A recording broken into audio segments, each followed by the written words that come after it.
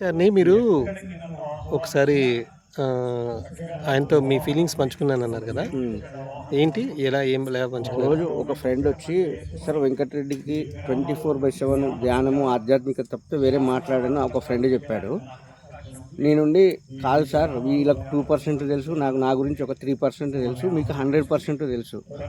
నేను ఎలా చెప్పగలనంటే, మీలో నేను కొన్ని ఎన్నో సార్లు, ఒక్కొక్కసారి ఒక్కొక్క రూపంలో బుద్ధుడిలోని శాంతము, జీసస్‌లోని కరుణ, విశ్వామిత్రుల్లోని కోపము, సాయిబాబా బాడీ లాంగ్వేజ్, ఓషోలోని భౌతిక జీవితాన్ని ఎలా ఆనందంగా జీవించాలో, ఆస్వాదిస్తూ ఆనందంగా జీవించాలను, తర్వాత పౌరుషలాంలోని పౌరుషం మీరు అరిచినప్పుడు, తర్వాత కృష్ణుడిలోని అడ్మినిస్ట్రేషను.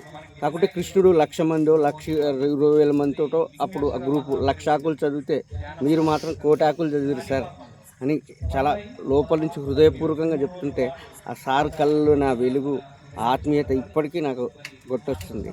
మేము కూడా ఏదో ఒక రోజు అన్నమయ్యలాగా కంప్లీట్ మ్యాన్ అయ్యి మీ గురించి అంతకంటే 1000 రెట్లు ఎక్కువ చెప్పాలని, ఇదే నా జీవిత లక్ష్యం సార్ అంటే, సార్ అలా ఆనందంగా చూశారు అంతే.